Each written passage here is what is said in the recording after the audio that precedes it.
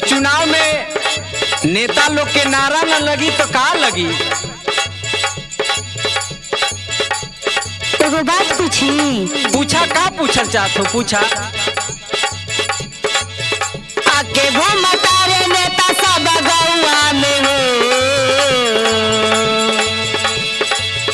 आके वो मतारे नेता सब गौआ में हो, के वोटवा दियाई चुनावा में हो, के वोटवा दियाई चुनावा में हो, के वोटवा दियाई चुनावा में हो, के वोटवा दियाई।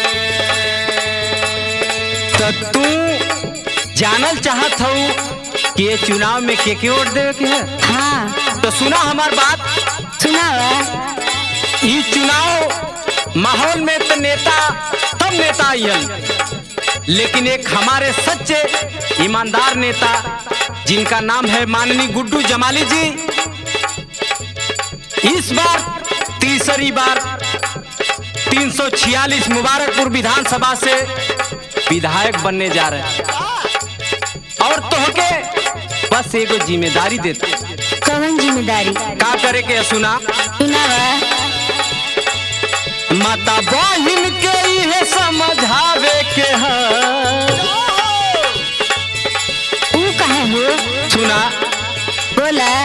तू घर से 9 बजे खाना पीना खा करके घरे घरे जा करके बस माता बहन के इहे बात बतावे के है। कौन बात हो? सुना, माता बहन के इहे समझावे के है, फिरो गुड्डू जमाली के जितावे के है। फिर गोटो जमाने के जितावे के हो, फिर गोटो जमाने के जितावे के हो, फिर गोटो जमाने के। इस बार मैं वादे के साथ कह रहा हूं कि माननीय गुड्डू जमाली जी तीसरी बार विधायक बन करके हमारे क्षेत्र का विकास करेंगे। इहे काम करे के है। सुना, सुनावा। बस पतंग के बटन दबावे के है। देखा, तोहके सभी माता बहन को लेकर के पोलिंग बूथ पे जा करके सीधे पतंग की बटन दबाना है और हमारे माननीय गुड्डू जमाली जी को विधायक बनाना है। बस पतंग के बटन दबावे के हो, फिरो गुड्डू जमाली के जितावे के हो। फिर गोटो जमाने के जितावे के हो, फिर गोटो जमाने के जितावे के हो, फिर गोटो जमाने के।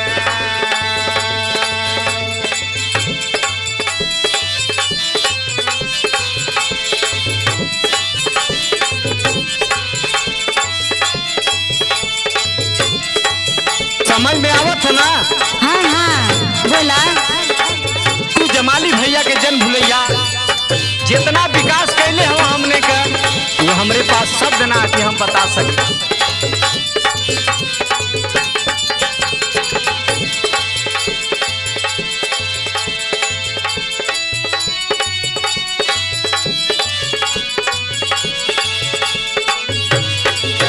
फिर गोटो जमाने के जितावे के हो, फिर गोटो जमाने के जितावे के हो। गुड्डू जमाली जिंदाबाद जिंदाबाद जिंदाबाद। ओवैसी साहब जिंदाबाद जिंदाबाद जिंदाबाद। बाबू सिंह कुशवाहा जिंदाबाद जिंदाबाद जिंदाबाद। डॉक्टर यूब जिंदाबाद जिंदाबाद जिंदाबाद। समझ में आई ना। आ गई, लेकिन हमरो कुछ बात बा सुनी। बतावा। रोजी रोजगार हमके मिले का आवास हो। मिलता आवासा हो, मिलता आवासा हो, मिलता आवासा हो, मिलता आवासा।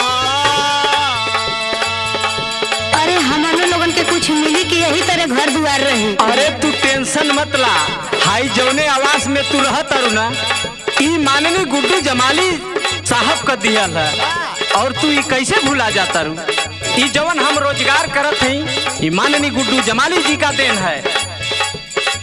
अरे तो घरों के बारे में सोचबा, कुछ तो नहीं खेबा हमने के पास। आपकी हैट्रिक मारे दा जमाली साहब के, ओकरे बाद फिर देखा हमनी का विकास कितना होता। चला ठीक बा। पूरा होई पिया का दिलवा के आस हो, दिलवा के आस हो, दिलवा के आस हो, दिलवा के आस हो, दिलवा के आस हो। रोजी रोजगार हमके मिली का आवास हो, पूरा होई पिया का दिलवा के आस हो। सब परल बाटे अपने दबउआ में हो, सब परल बाड़े अपने दबउआ में हो, के ओटवा दियाई चुनौआ में हो, के ओटवा दियाई। चुनौआ में हो के वटवा दियाए, चुनौआ में हो के वटवा दियाए।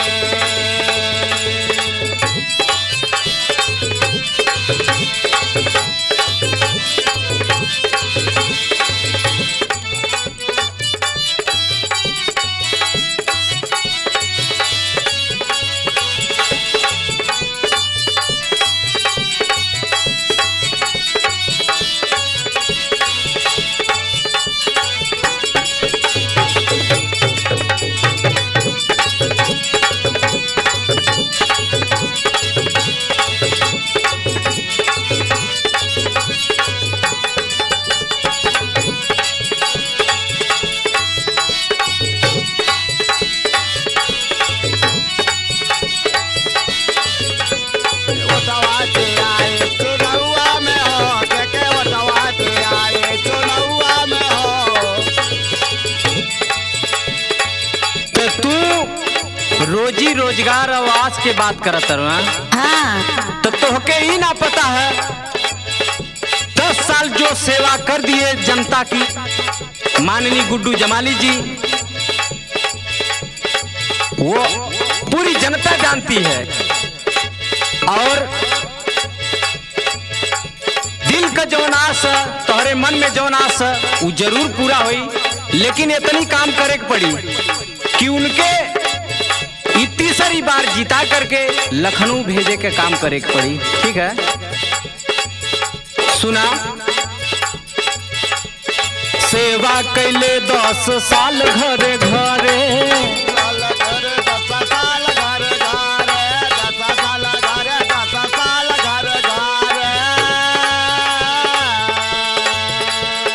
बटन दबैहा तू जाके बिना डरे, दबैया तो के बिना डरे, बटन दबैया तो के बिना डरे। अरे तो ठीक बा, ठीक बा, लेकिन सुनी, आज तक जब से मोदी के सरकार आइल बा, लड़का लोगन के पढ़े लिखे के भी अधिकार लगातार के छीनल जाता। सबसे पहले तो गुड्डू जमाली से कह दिया जाए कि पढ़े लिखे के स्कूल में लड़कन लोगन के स्टार्टिंग करवा दें, काहे से कि ई तो भविष्य के बात बा।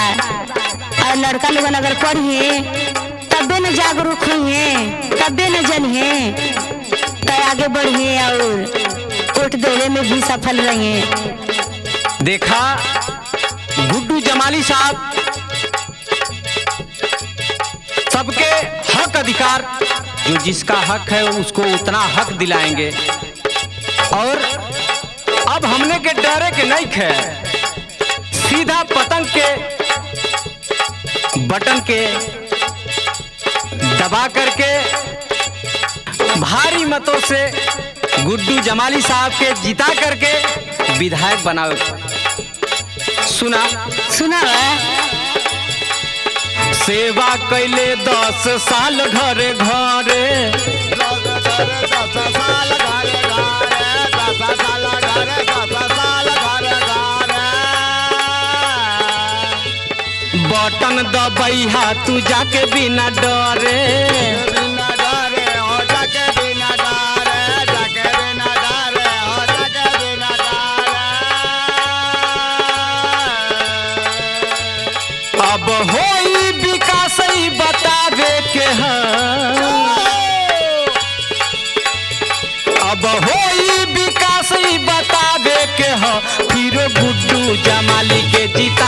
के हो फिर गोटो जमाल के जितावे के हो फिर गोटो जमाल के जितावे के हो फिर गोटो जमाल